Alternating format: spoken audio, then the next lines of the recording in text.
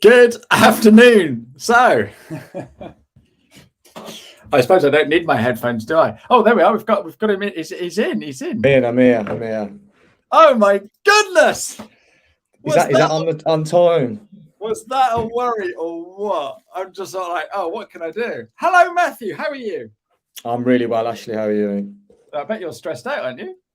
Just a little bit. A few tech issues, but we're good. Don't worry.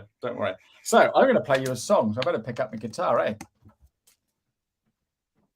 Let's go. I could ask you to mute. That would be awesome. No worries. And then we'll get started. I'm sort of like thinking, oh my goodness, what do I do? And I knew people would be here and chatting with me. So here we go. And I've got this up here for you because this is the song that we're doing today.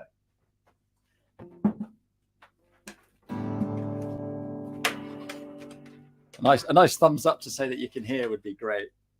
When I start playing, I love living life on the edge. It's just great. It just shows that it's real, doesn't it? And I love this song because it starts off with the C major 7 chord, which is such a beautiful chord.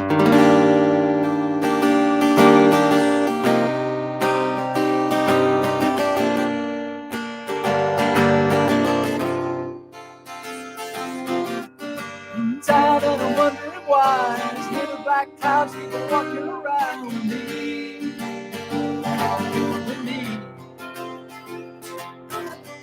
Waste time and I'd rather be high. I think I'll walk me outside and buy a little smile and free. Oh, free. Maybe tomorrow I'll find my way.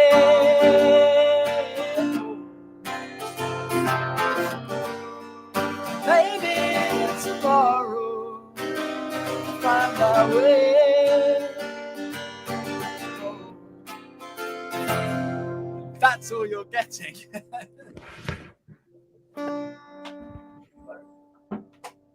Good afternoon, Matthew. How are you?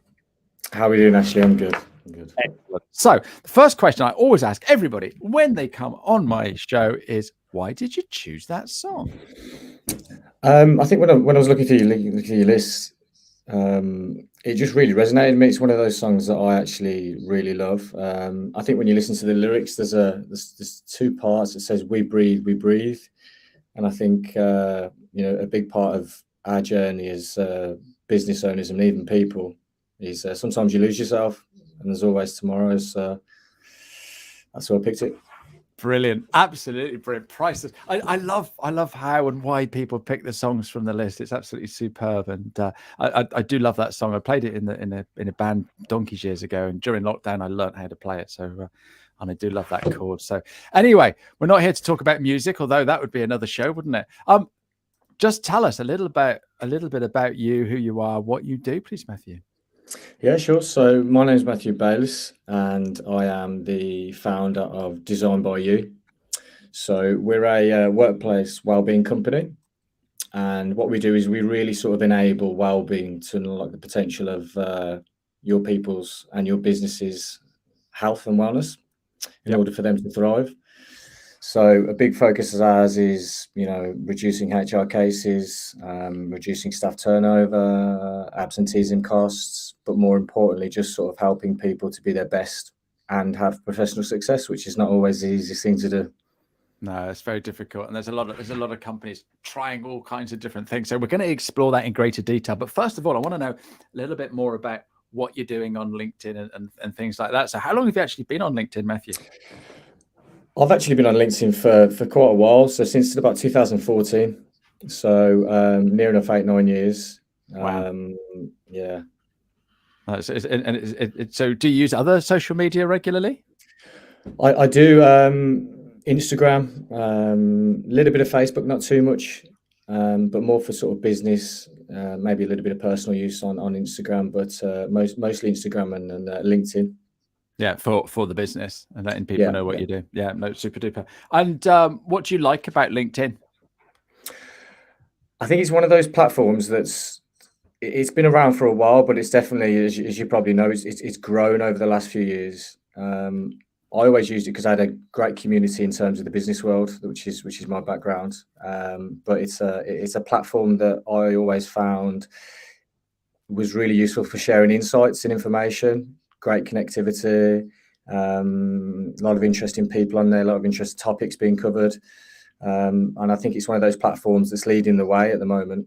It's definitely my preference in terms of, what would I pick to sort of drive my business? It'd be LinkedIn. No, super duper. And so how often do you post your content? We try and do one, at least something interesting once a week. And that doesn't sound a lot, but what I've been down the route of sort of trying to post every single day, and trying to give value that way. But I've found that our best content and most organic ideas come from that one thing, just really good post once a week, whether it's sharing insights on the latest health and wellness trends or what other businesses are doing. That seems to get the most traction in terms of views and likes. Yeah, and I think what happens is we try and post too much, and then we dilute everything, and we get stressed out about it, and that's not what it's about. It's about putting out stuff that's useful and sensible, and like you say, adding value. And if you do once a week and you're consistent at once a week, that's better than someone doing it sporadically. So no, and are you finding this is working for you, Matthew? Yeah, I think over the last probably 6 months, where we've really tried to get a bit more of a footprint on LinkedIn. The traction's been there, whether that's new business, new connections like myself and you, or other just different exciting conversations, really. So it's when we're sticking to it, it's working. No, fantastic. And do you actually get business as a result of your activity on LinkedIn? It's probably where 80% of our business comes from, because I think, and again, you'll echo this. Instead of trying to sell on LinkedIn, the biggest thing to do is to add value, which I'm sure you taught me a few weeks ago. Yeah, absolutely. And that's the thing, isn't it? It's understanding what the protocol is. I like to think of LinkedIn as this massive, great big networking room. So if you go into a networking meeting, whether it's breakfast or lunch or whatever, you just go and talk to people. You wouldn't roll up to a networking meeting and go, oh, I can sell you this and I can sell you that and buy this from me. You don't. You turn up, you have a cup of tea, you have a coffee or whatever else you do there. You meet different people. Oh, Matthew, I need to introduce you to this guy. And you need to meet this lady and stuff like that. And all that happens. Just do it online, which is superb. So no, that's really great to hear. And I love that it's 80% of your business comes from what you do on LinkedIn. Yeah, I mean, a big part of, not to jump ahead too much, but where the business came from was that I spent about 8 years in the corporate world, in sales, recruitment, and built up a really big in-depth network. So that was my first sort of go-to in terms of building relationships, getting new client wins, and introducing them to what Design by You is and what we can do to their businesses. So that's why. Fantastic. Right, go on then. Tell us, what is Designed by You? Explain that so that we all understand. Our tagline is, we use the power of wellbeing to unlock the potential of your people's well-being and your businesses to thrive, really. So how we do that is we run a number of workshops, whether that's presentations or seminars. We cover a lot of key topics from daily micromanagement in terms of your habits, all the way through to your nutrition at work, sleep, stress performance, all these things that combined together can ultimately make you happier and healthier, and more productive at work. And then from a business side, it's letting organizations know that if they're not prioritizing well-being, sorry, there's a massive echo in my ear. If they're not prioritizing well-being, they're missing out on a massive trick. We've been there, you've been there, I'm sure. I've listened to your story before, where health is really the key to everything. If you've got a happy and healthy workforce, you've got a productive one. Absenteeism costs are going to go down. It's a $14 billion cost to UK businesses, absenteeism, whether that's physical, mental health, stress, obviously. So what are businesses doing at a higher level to strategically embed a really good wellness provider or SME to, support their workforce, which we know is their biggest asset. No, that is incredible. Could you say that number again? Was it 14 billion? Yeah, 14 billion pounds a year. It costs the UK economy. Yeah, for sick days. That is crackers. I don't know how many noughts that is, but that is It's a lot. That is a huge number. For those who's just put in a comment here, and I love that comment there.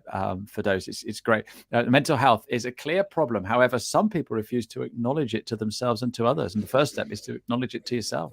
LinkedIn is truly helpful for this, as it makes you think about a lot of the key areas in life, and absolutely, it certainly does. For those, you see lots of stories on LinkedIn of different people, and you get some people turning around and saying, "Oh, you shouldn't overshare," and goodness knows what else. And I think it's nice to know that there's other people feeling exactly how you're feeling. Yeah.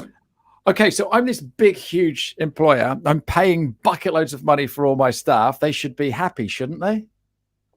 Well, they should be, but the problem with that sort of blanket approach is that most organisations nowadays go, "Here's a free gym membership, here's a fruit basket, here's your wellbeing tick," and it's crazy. It's like giving somebody a car and they don't know how to drive. So that's where our sort of offering is to quite openly educate and just help people manage the micro habits. Starting small. It's not about trying to build a huge brick wall in terms of being the super health and well-being at work. It's the micro habits of, are you getting out for a 15-minute walk? Are your leaders setting the examples in terms of not emailing you at 9 o'clock at night?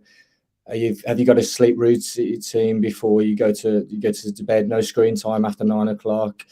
Reducing your caffeine intake post 2-3 o'clock. We know that caffeine stays in your system for about 8 hours in terms of your last cup of coffee. So it's small things like that in terms of habit management and prioritization that we really go into organizations and educate them on, and we do programs, etc. So that's where we start, really. Okay, so say I'm this big, and for anyone that's listening, I'm not. It's just me. But say I've got this big organization, and I'm sort of like seeing a few people being, not being so well and not turning up, or and productivity's down and stuff like that. So I now realize that it's all got to do with well-being and stuff like that. How are you going to come in and help me? What can you do? So we initially go into organisations, and we predominantly lead with either team managers, whether that's a small team, or hire senior, more HR leaders within the business. We sit down and ultimately do like a consultation, whether that's, what does your wellbeing strategy look like? And sometimes it's like you've just asked them a dodgy question. They don't know what to say. So it's about analysing the organisation, seeing where the pain points are, and then ultimately offering them our service, where we initially go in and give them a really good in-depth overview. There's myself and the team, a nutritional therapist, mindfulness expert. My background's in sport and exercise science anyway. So we go in and we deliver our services, really, whether that's, a 3-month program where we're really embedded in the organisation, or it's just, what can we do to go in there if we had 15 minutes and give them the hot topics on what they need to do at work. Brilliant. So it's not just the huge organizations. If there was just a team of 3 in my company, you'd be able to come up with something that would help me. Absolutely. Someone that knows an awful lot of well-being. It's Adessa. Hi, Adessa. How are you? Good to see you. So what type of customers do you work with? It ranges, really. We've worked with the likes of HSBC, former employer of mine, but we've also worked with small to medium large companies, whether they're small medium agencies, whether they're law firms, that sort of thing. So they're the sort of companies we work for. Yeah. What is a general consensus of everybody at the moment? What are they feeling? Because a lot of employers are struggling to retain or attract new staff because of this great resignation. What are you seeing? We're seeing from most of our clients that now that everybody's returning to some sort of work with the whole return to work scheme and hybrid working, what does that look like? And do we let everybody do whatever they like? the best organizations, if you look at the looks of Google or Johnson & Johnson, yes, they have huge campuses with the best welfare facilities going. The companies that are succeeding are managing the micro in terms of their health and wellness. So even if you're a small company, it's, the likely triggers are going to be stress, nervousness to come back to work, productivity, again, like you mentioned, retaining talent. The companies at the moment that think that they're going to hire and retain the best talent, whether that comes to, the young, Generation Z coming in, they all want to work from home. But you also got the backbone of the workforce that have been there for 10, 15 years who, need to look at their habits, need to look at their new ways of working, what works for them, what can we do to support them online or in person, what are we doing each month? And it needs to be monthly. It can't be, here's a list of resources and blogs on our work website, have a click, and when something goes wrong, let us know. It needs to be preventative, and it needs to be hit head on. Yeah, because I guess some of these huge corporations, they're sort of like, oh, we're putting this amazing intranet and that'll be all the answers, and then we've ticked that box again. I guess that's when you put your head in your hands and scream, isn't it? Absolutely. And that's where the biggest problems come from. That's where the systematic problems come from. But we've also got the added challenge of, people are a lot more mindful of their health and wellness now. You just said you got the great resignation where everyone's just thinking, do you know what? My health is actually more important than me climbing a corporate ladder, chasing paychecks. I've been there. I've done it myself, and it's made me miserable. So, this is where the business came from. Yeah, I guess COVID's got a lot to answer for, but it's also made us think what we value and things like that. I've got a friend, okay, we'll call him Dave, and he has been working. He's got a really good boss, working from home when they turned around. It was actually 2 years ago, isn't it? That they sort of like said, right, you can't work, you got to work from home. And traditionally, he's worked in the office with all his mates, and they've done a good job. And that's all fine. They go into lockdown and they're all working from home. They're all doing really well. In fact, they broke the company record last year. And now the boss, she's turned around and said that you've all got to come back in the office because that's how we've always done it. And poor old Dave likes working from home. He's there with his dog and he gets to walk at lunchtime, and he hasn't got this jolly long commute and all of that. And he's a little bit worried about catching COVID and stuff like that. What do we turn around and say to Dave? All the Daves in this world and all the bosses called Sally. How do we? What do we say to them? Because poor old Dave is sort of like, well, maybe I'm going to go and work somewhere else because I like working from home. I don't need to be in the office. I've proved that I can do the job. Yeah, I think that's a great question. I think when you think about Sally and the leaders, they need to have a real sort of reality check and step back. Not only on their own prioritization of their health, because they lead the way in terms of what is acceptable, but they also need to be educated on the fact that the workforce is changing. We can't drag people back into that corporate environment that's toxic and pushing staff members to read emails at 7:00 at night and reply, and all these things affect people's health and well-being. And I'd say to Dave, the employee, what matters to you the most? Of course, professional success is important, and everybody wants it, and there's nothing wrong with wanting it. But find yourself an organization who will invest in you. Not what you bring to the organization, what they can invest in you. Your health, your well-being, your happiness. Yeah. So Dave should go and see Sally and say cheers. Should, yeah. Okay. I love this comment, Odessa. Absolutely. And you've got a question now for us. What should we be doing to have a more complete, sustainable approach to well-being in the workplace? It's a great question. Thank you. Yeah, good question, Odessa. I think again, systematic change starts as a cultural shift. It needs to be on the well-being agenda for organizations. It needs to be sustainable in terms of, being honest about where your company's at. Yes, looking at the data and looking at absentee costs and sick leave and HR cases, but then what are we doing each month to support our people? What wellbeing's often, or it was often, just under diversity and inclusion when it comes to the structure of an organisation. But now we're seeing a lot more companies actually making it a C-level position because it's that important to businesses, and that's where systematic change comes in, and that's where the sustainable sort of agenda, if you want to call it, will be pushed down, and that's what will make a difference. No, I love that. I'm just thinking of a question here, right?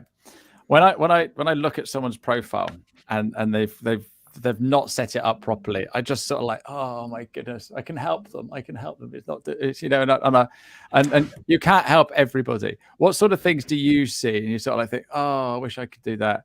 What frustrates you?